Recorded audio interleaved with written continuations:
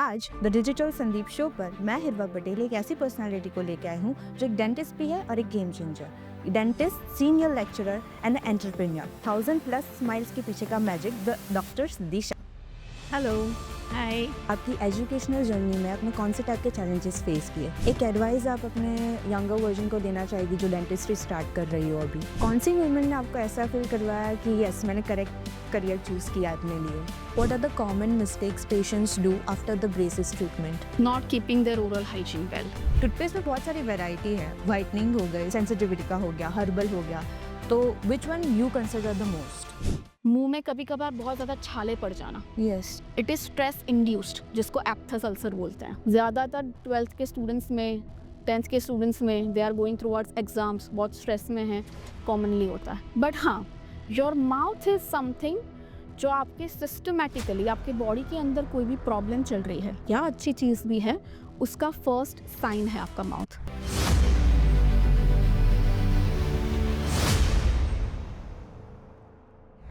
Welcome to the show ma'am, thank you so much for taking some time out for us. तो शुरू से शुरुआत करते हैं।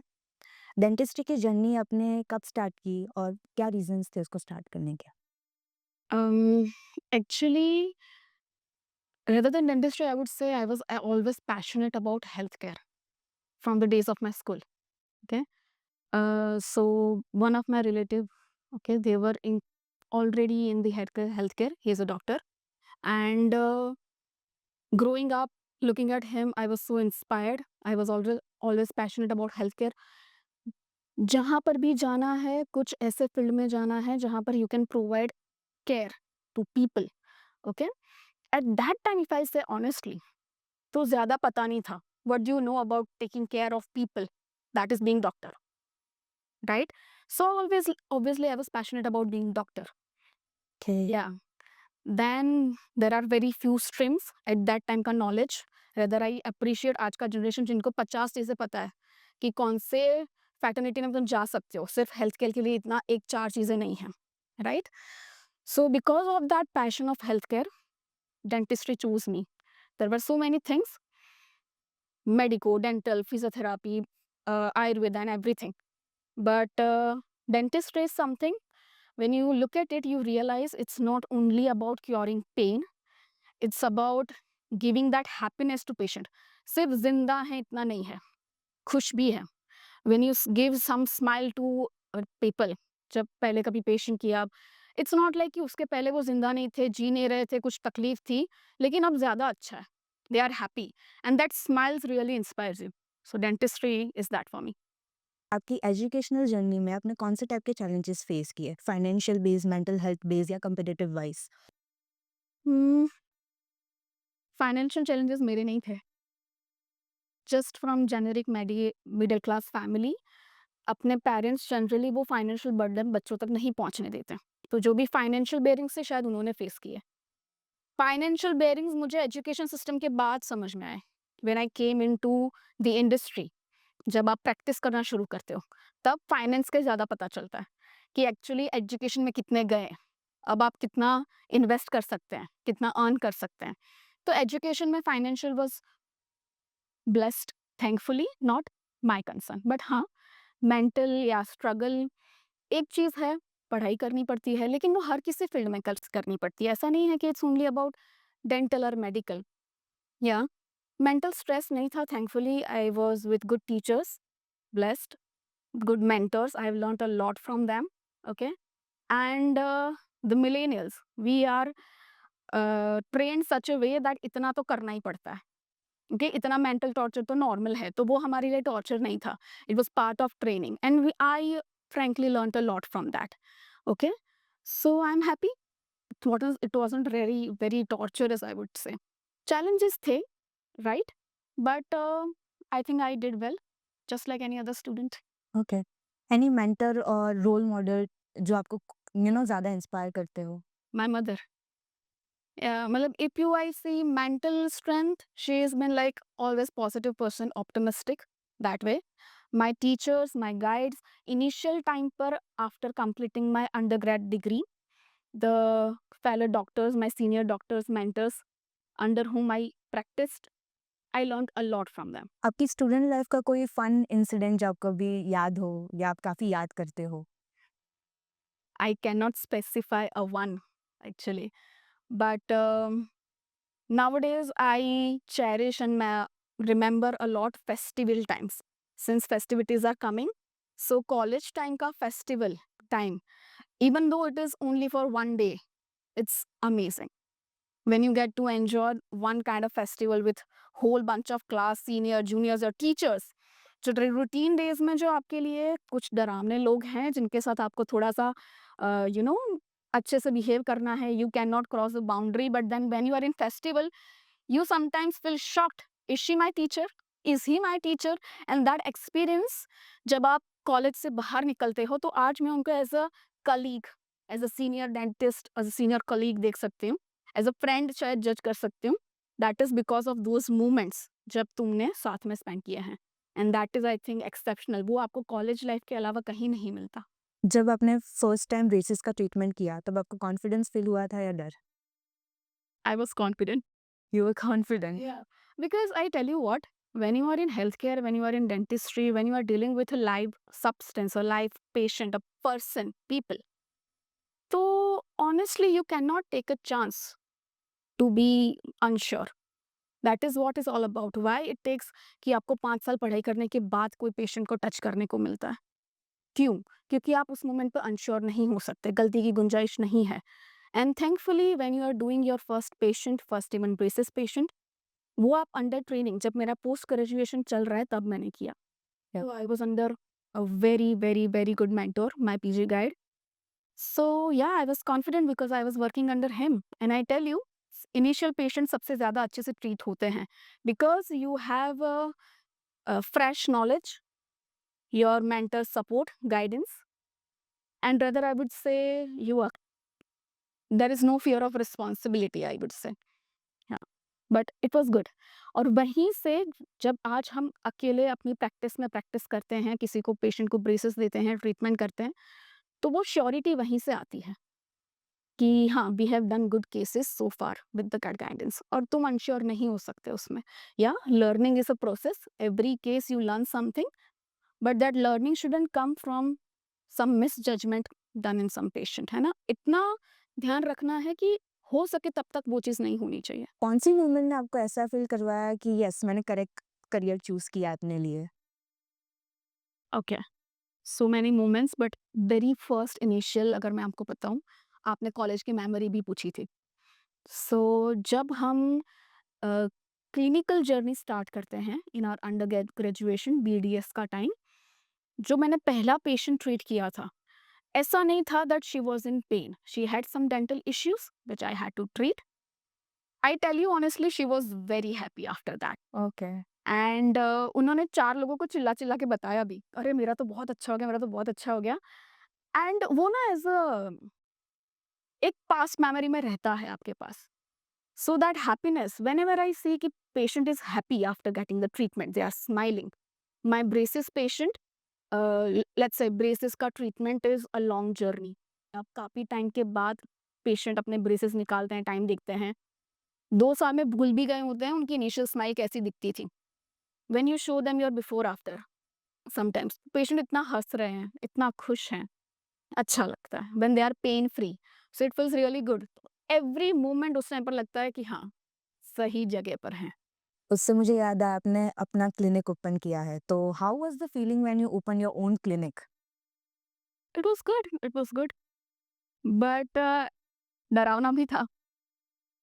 It's a step. It felt like that I have taken that mandatory first step towards my journey. Okay. एक advice आप अपने younger version को देना चाहेगी जो डेंटिस्ट्री स्टार्ट कर रही हो अभी? एडवाइस से ज़्यादा मैं बस I would say thank you, you are doing good. Orthodontics के बारे में सबसे बड़े मिथ क्या है जो आप चेंज करना चाहेगी? ऑर्थोडोंटिया के बारे में one thing that patient thinks that it's only about your smile, दांत कैसे दिखते हैं स्माइल करते टाइम. और जनरली यही चीज़ आपको दांत का पोजीशन करेक्शन तक लेकर जाती है. That is orthodontics. But it's not only about looks, it's about function. It's more than looks. It's way more about functions. और वो चीज़ obviously as a lay person या as a patient as a उनको नहीं पता होता which we know, but it takes a lot. Smile या look से कई ज़्यादा है your teeth correction. It affects a lot on your musculature and everything. It's about function overall. अगर पेशेंट्स डिले करते हैं ट्रीटमेंट के लिए, तो क्या इम्पैक्ट रहता है उसका? मतलब ओवरऑल डेंटल ट्रीटमेंट या ब्रेसेस का ट्रीटमेंट? ब्रेसेस का ट्रीटमेंट। इसका ट्रीटमेंट इम्पैक्ट ऐसा है, आज के डे में आप किसी भी एज पर ब्रेसेस ट्रीटमेंट करवा सकते हैं, टीथ करेक्शन करवा सकते हैं। Even you are 50 year old, you are 55, as long as आपका बोन का हेल्थ अच्छा है, गम्स का हेल्थ अच्छा है, आप ये ट्रीटमेंट करवा सकते हैं very successfully. But the thing is, generally normally 30s 40s के बाद आपका बोन लेवल, आपका बोन हेल्थ थोड़ा फिजियोलॉजिकली भी जितना आपका 15 20s में है उसके कंपैरिजन में डिटोरिएट करता है। It's very normal thing, right? So when your bone and gums are healthy, naturally आप उस टाइम पर ट्रीटमेंट ज़्यादा अच्छे से करवा सकते हैं। इसीलिए यंगर जनरेशन में इट इज़ एडवाइस कि आप ट्रीटमेंट जल्दी ले करवाओ rather than getting it later. अगर आज किसी ने मिस किया है तो आप 50 में भी करवा सकते हैं, 40 में करवा सकते हैं। I am getting my treatment done right now. Okay, so it's nothing like कि नहीं करवा सकते, बट जितना आप पहले करवाओगे इतना इसलिए अच्छा है क्योंकि आप उस टाइम पर ग्रोइंग एज में हैं। The ideal age for getting your braces done would be, I would say, 10 to 12 years of age. Yeah. But then you should get your first consultation or checkup done at maybe 7 to 8 years of age, जब आपके permanent teeth बच्चों में आना शुरू होते हैं. Okay? And when you get your treatment started based on what kind of problem you have, और जिस तरह का प्रॉब्लम आइडेंटिफाई करते कोई ऑर्थोडोंटिस्ट आपको बताते हैं, देयर आर डिफरेंट टाइप्स, उस हिसाब से जब आपने जल्दी ट्रीटमेंट करवाया है, one major benefit is treatment बहुत जल्दी हो जाता। वन मेजर मेजर कंसर्न जो पेशेंट को होता है कि ब्रेसेस का ट्रीटमेंट टाइम बहुत लेता है। यार मैम मेरे को, यार मैं 1 साल नहीं दे सकती, मेरे को 3 महीने में करके दो, है ना? इट्स ऐसा नहीं हो सकता, कोई भी नेचुरल प्रोसेस टाइम लेता है। लेकिन जब आप यही चीज़ ग्रोइंग बच्चों में करते हो जिनका हड्डी अभी बन रहा है, लेट्स हाउ, जैसे आप एक्सरसाइज यंग बच्चों में ज़्यादा प्रेफर करते हैं कि उनकी बॉडी उस तरह से बढ़े। दांत भी जब हड्डी पूरी नहीं बनी है, it's still in a growing stage, तभी आप दांत को एक जगह से दूसरी जगह पर मूव करके उनकी सही पोजीशन में ला रहे हो, तो नई हड्डी वो नई पोजीशन पे ही बनती है। Okay, so it's a very natural procedure, it's quicker. Bone is मक्खन जैसा बोन है, उस वक्त अच्छे से जल्दी से प्रोसीजर हो जाएगी। And one most beautiful thing कि वो रिजल्ट सस्टेन बहुत ही लंबे समय तक करता है क्योंकि नई हड्डी बनी ही वहां पर है। अभी इमेजिन जब आप लेटर स्टेज में करवा रहे हो, bone is already firm, you are changing that tooth, नई हड्डी वापस से बन रही है, तो वो काम भी ज्यादा है, बॉडी को मेहनत भी लगती है उसमें। तो ऑब्वियसली जितना जल्दी करवाएंगे better result, quicker result, more sustainable result. One thing, दांत नहीं निकलवाने पड़ेंगे। Yeah. What is invisible braces? Can you elaborate a little bit about that? Invisible braces is another medium जिससे टूथ पोजीशन करेक्ट होता है। You have heard about braces. Braces जैसे आपने metal buttons देखे होंगे, वायर्स हैं, देर आर सिरामिक ब्रैकेट्स जो tooth coloured होते हैं। So invisible braces are clear plates, they are just plates जिनको आप खुद से निकाल पहन सकते हैं। And in nature, in looks, they are transparent sheets, so they just go and cover your teeth. Okay, and since they are transparent or clear sheets, so your teeth are through and through visible. Your transparency of that material is not generally visible. That's why it gives you the phenomenon of invisible braces. There are no braces as such, it's a plate.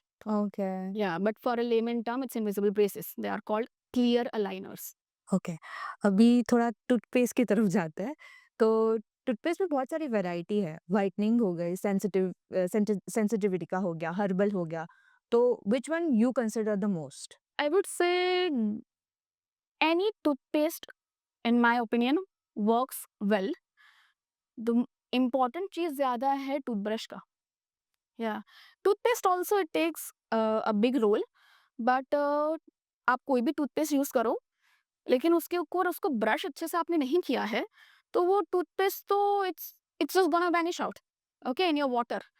But the benefit is in your brushing technique and what kind of brushes you are using. Obviously, for certain conditions जैसे आपने mention किए, किसी को cavity का problem ज़्यादा है, तो उनको along with proper brushing we suggest ऐसा टूथपेस्ट जिसमें मिनरल कंटेंट, फ्लोराइड कंटेंट उस हिसाब से है जो आपको दांत को प्रोटेक्टिव लेयर देता है कि कैविटी कम फॉर्म हो।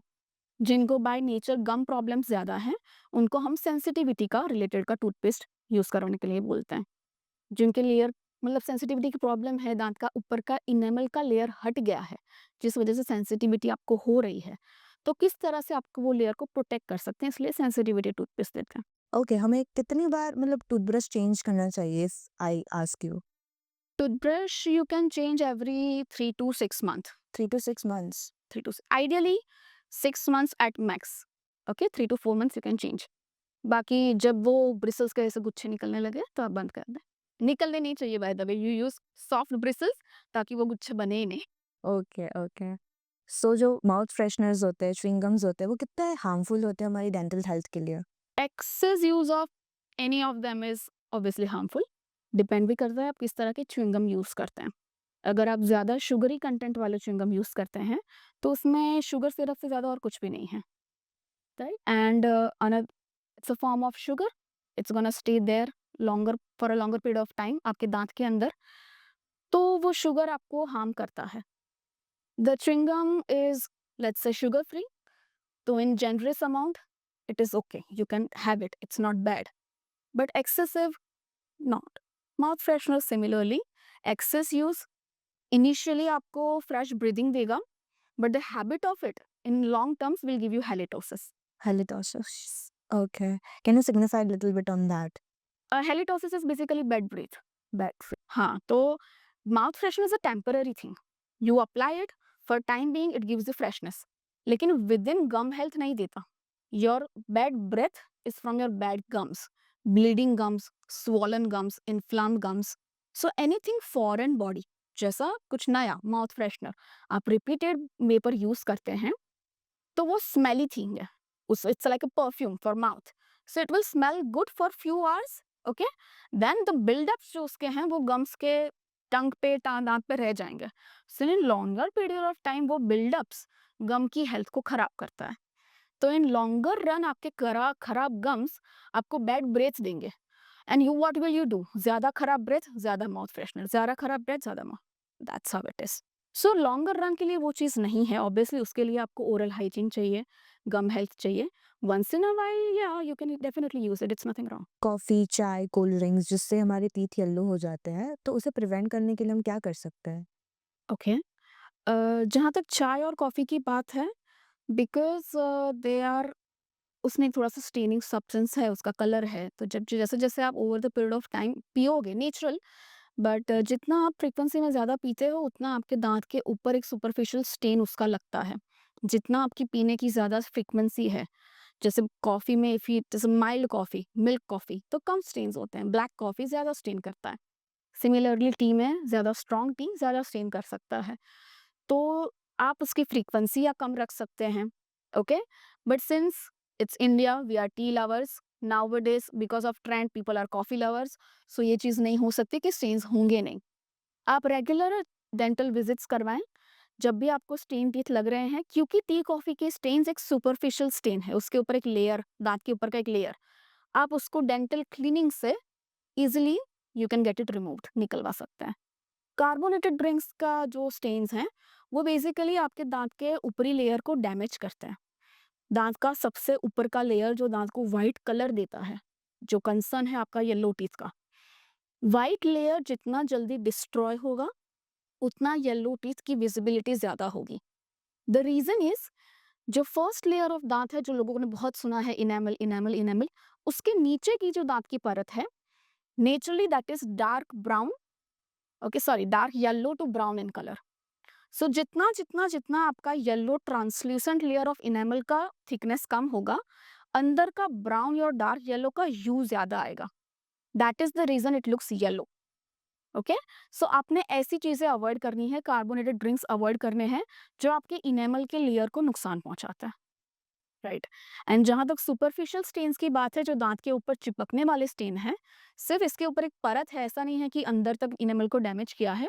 वो रेगुलर डेंटल क्लिनिक से आप उसको क्लीन करवा सकते हैं। What are the common mistakes patients do after the braces treatment? Not keeping their oral hygiene well, okay, because naturally अगर हम ट्रेडिशनल ब्रेसेस की बात करते हैं, you have so much material extra than your teeth in your mouth. बहुत सारे braces हैं, wires हैं, तो खाना ज़्यादा फंसता है। तो आप रेगुलर जो 2 टाइम ब्रशिंग हम एडवाइस करते हैं, उससे आपको थोड़ा ज़्यादा ब्रशिंग करना पड़ता है, आपको रेगुलर गार्गल करना रहता है। अगर आप वो ओरल हाइजीन मेंटेन नहीं करते हैं, तो जितना नॉर्मली दाँत में खाना चिपकता है, उससे ज़्यादा चिपकेगा, है ना? सो it will cause more dental problems eventually. तो इसलिए जब आप ब्रेसेस करते हैं, तो हाइजीन को अवॉइड नहीं कर सकते।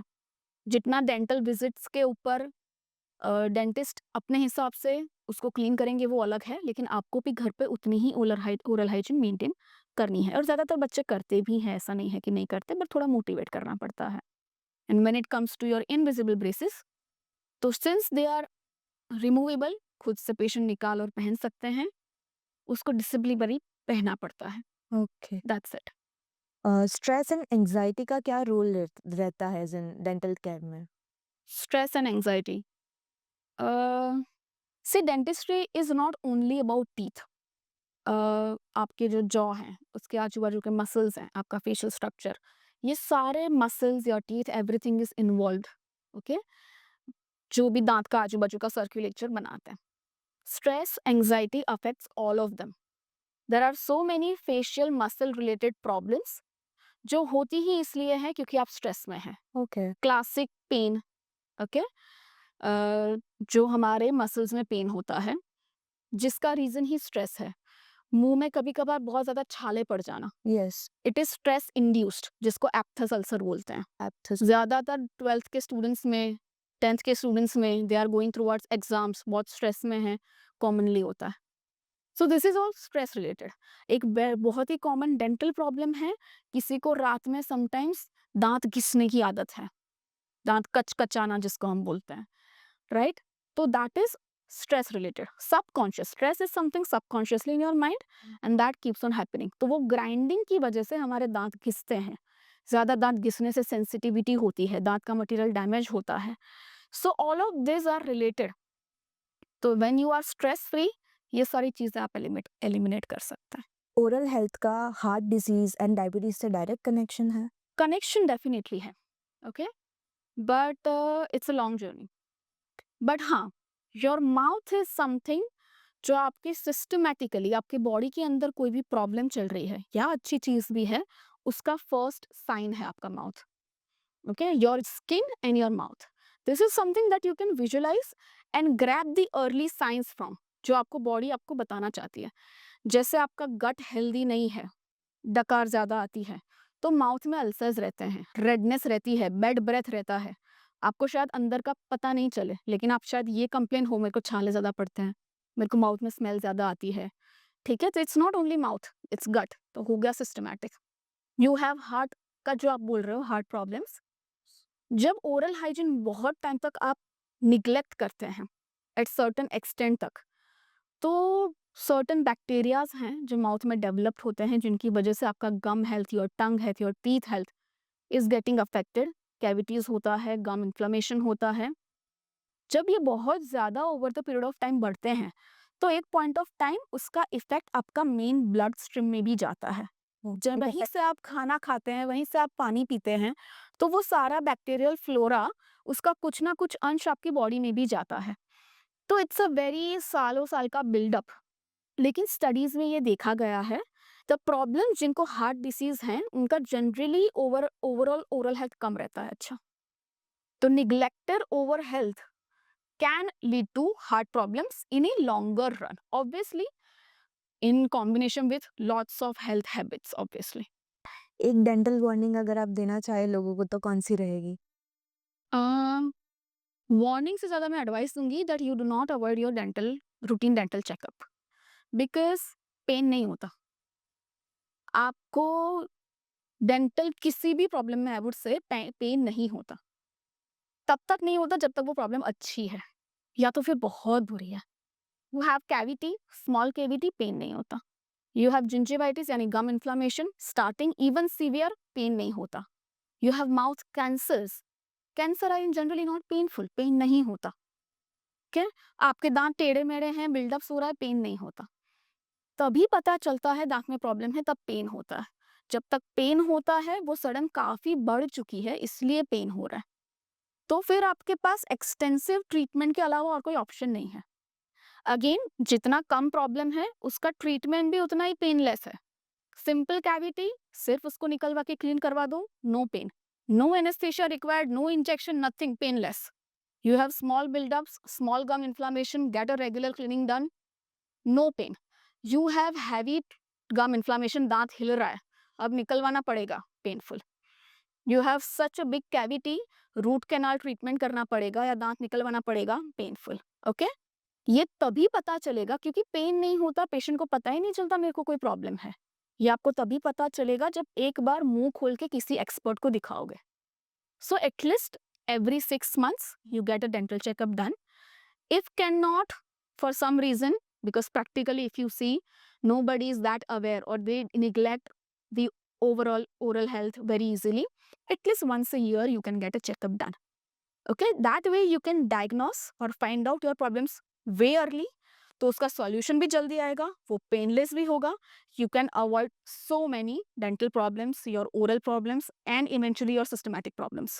ओके. ओरल कैंसर इंडिया में भी अलार्मिंग लेवल पे है, तो उसके मेन रीजंस क्या है?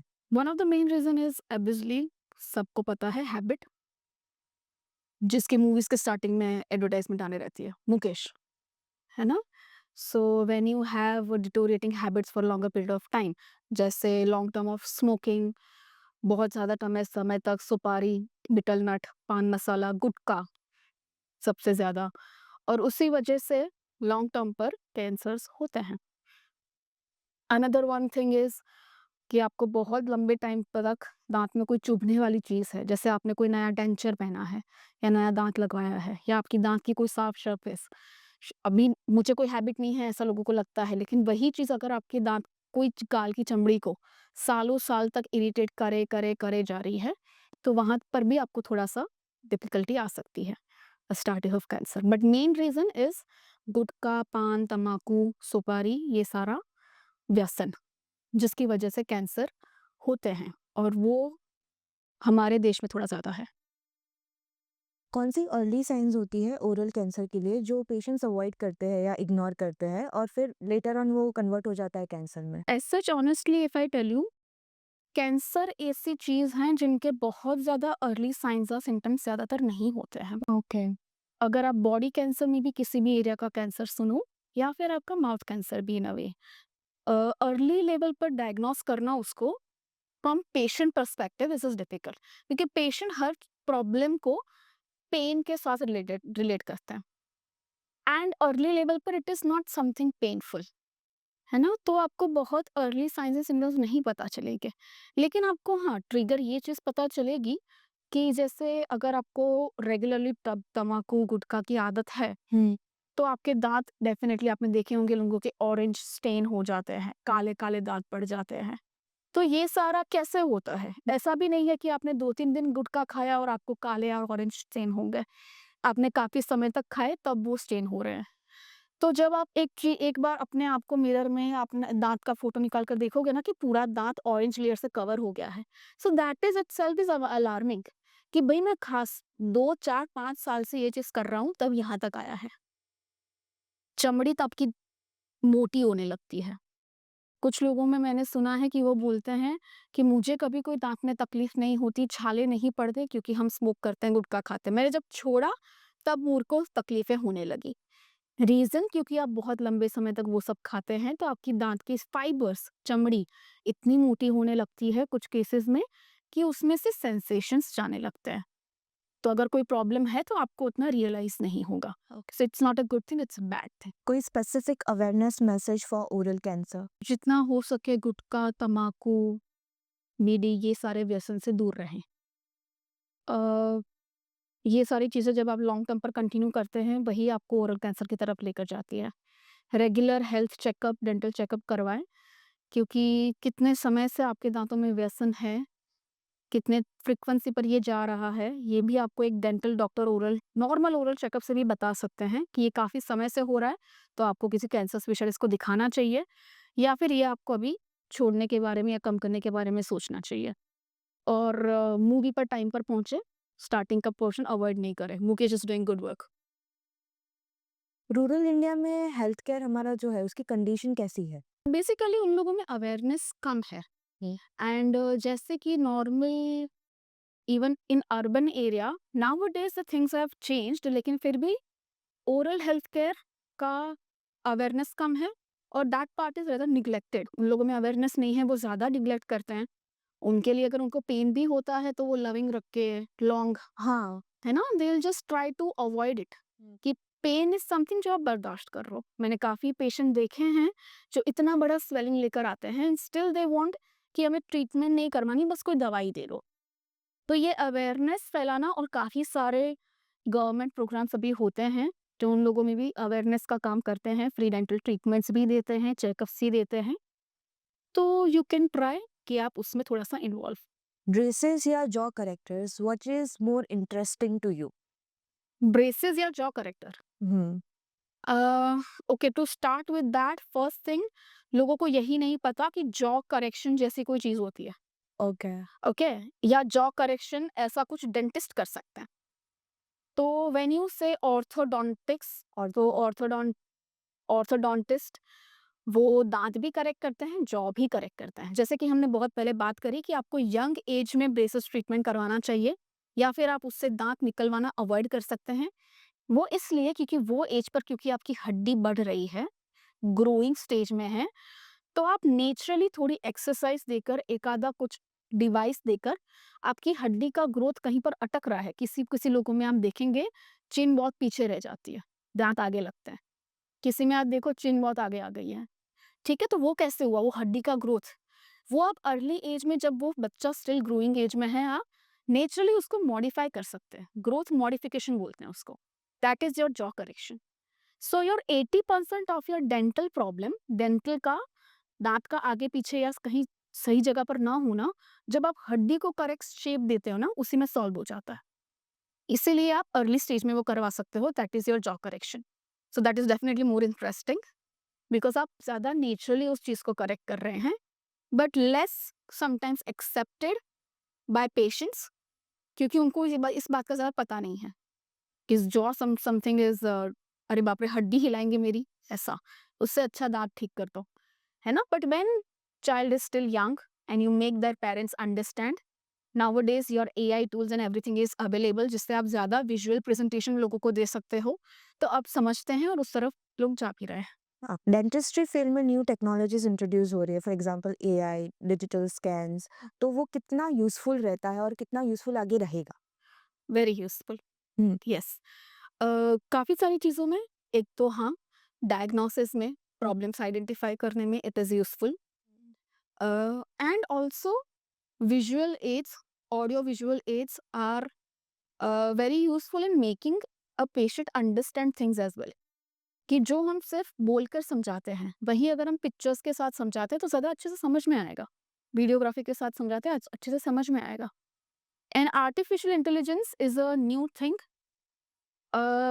जो अभी जाने नहीं वाली। You have to accept it, जिसमें ग्रोथ ही होने वाला है। If you are not gonna take it in your practice, और उसके साथ अगर आप मैचअप करना नहीं सीखोगे, आप पीछे रह जाओगे। तो हम, ये ज़रूरी है दोनों ही तरीके से, पेशेंट्स के साथ कनेक्ट रहने में, या अपनी ऑडियंस के साथ, या जनरली अवेयरनेस के लिए भी। आज 4 लोगों को अगर मुझे दिखाना है कि कैविटी कैसे ग्रो करती है, तो अगर मैं एक वीडियो बनाकर दिखाती हूँ, उनको ज़्यादा समझ में आता है। जैसे अदर देन मैं इनेमल, डेंटिन, पल्प ये लेयर समझाऊँगी। So yes, your videography, your audiography, your AI related tools, they are very important in patient education as well as treatment planning nowadays and your diagnosis. Okay. आपके clinic में सबसे challenging part क्या होता है? Patient को educate करना या convince करना? Educate करना। एजुकेट करना। Yeah. We are living in a 5G era हाँ। right now. Okay. So ज़्यादातर लोग अगर ट्रीटमेंट के लिए आते हैं ना, तो 2 टाइप के ट्रीटमेंट्स होते हैं। एक है नीड बेस्ड, एक है want based. Need based is something जिसमें आपको कन्विंस नहीं करना पड़ता। पेशेंट को पेन है, पेशेंट कन्विंस्ड है मुझे दुख रहा है, मेरे को दाँत की ट्रीटमेंट की ज़रूरत है, तो वो ट्रीटमेंट करने पर आने के लिए आ रहा है। तो उसमें क्या उनको मनाना कि यार ट्रीटमेंट करवा लो। वहाँ आता है पेशेंट एजुकेशन कि आपको दर्द निकलवाना है तो दवाई सिर्फ काफ़ी नहीं है। आपका सडन यहाँ तक पहुँच गया है, लेकिन अभी दाँत निकलवाने की ज़रूरत नहीं है। आप रूट कैनाल से बचा सकते हैं, कितना लंबा बचेगा, ये सारा एजुकेशन है, इसमें बहुत टाइम जाता। ठीक है? लेकिन that is your need based patient. अभी आया वांट बेस्ड पेशेंट कि पेशेंट को स्माइल करेक्ट करवानी है, ओके? ट्रीटमेंट क्या करवाना है ये नहीं पता। फाइन, ट्रीटमेंट करवाना भी है या नहीं ये नहीं पता, लेकिन मैं क्या करवाऊँ? स्माइल करवाने की ज़रूरत है क्या मेरे को ma'am? Those kind of treatment के लिए आपको पेशेंट को ट्रीटमेंट समझाना पड़ता है, कन्विंस करना पड़ता है कि हाँ पापा, कितना ज़रूरत है, कैसे ये आपके फंक्शंस को एड्रेस करता है, कैसे इम्पोर्टेंट है आपकी ओवरऑल हेल्थ के लिए and then how can you can proceed with the treatment. अगर कोई स्टूडेंट इस फील्ड में एंटर करना चाहता है, तो what are the 3 golden tips you want to share to them? Do your research, okay? There are so many scopes in dentistry. Health care में तो वैसे ही अभी बहुत सारे स्कोप्स हैं and nowadays people are more you know aware and knowledgeable and informed, but dentistry में भी बहुत सारे स्कोप्स हैं। You have chances in India, you have chances in foreign, you have chances of clinic, you have chances of job, you have chances of academics. So see what you want to do eventually in life and then decide. You'll have to work hard, study hard for whichever field you are in, for a say. Yeah, and just be faithful, keep going, and you'll reach there. It's a good place to be. Okay, ma'am, we are heading towards our fun segment, a quick rapid fire session with you. Oh my god, okay. Coffee या tea? Tea. Braces patient tough है या aligner patients? Oh, I think both are good. Okay. Which is your favorite dental tool? Dental tool, Yes. I would say mouth mirror, very handy, and rather I would say उसके बगैर कोई काम नहीं हो सकता। Okay. एक dental myth जो आप हमेशा सुन के हँसती है? अच्छा, दाँत क्लीन करवाने से मेरे दाँतों में जगह हो जाएगी। ओह! ठीक है। वन लाइन, परफेक्ट स्मेल का सीक्रेट क्या है? परफेक्ट स्माइल का सीक्रेट क्या है? परफेक्ट स्माइल का सीक्रेट है healthy smile. Okay, yes, okay. And you should be stress free and healthy by yourself, है ना? एंड हेल्दी स्मेल तो वो अच्छी दिखेगी। एक पेशेंट हैबिट जो ज़्यादा आपको इरिटेट करती हो, अनकंफर्टेबल फील करवाती हो? अनकंफर्टेबल तो नहीं, लेकिन जो पेशेंट ज़्यादा मुँह अच्छे से नहीं खोल पाते, ज़्यादा बंद करते रहते हैं, जो उसमें पेशेंट की गलती नहीं है बट फिर भी okay. One line for perfect smile? Keep smiling. A healthy smile is a good smile. Your take care of your oral health. Now one last question, उसके बिना ये पूरा पॉडकास्ट अधूरा रहेगा। क्या आपके टूथपेस्ट में नमक है मैम? नहीं है, आप भी नमक वाला टूथपेस्ट नहीं यूज़ करें। Okay. Thank you so much for taking some time out for us. बहुत इंसाइटफुल सेशन रहा था आपके साथ। मैं काफ़ी सारी चीज़ें नोट डाउन करूँगी और अपने पे अमल भी करूँगी। Thank you so much ma'am. Thank you for having me. It was a wonderful session. I had so much fun. Thank you so much.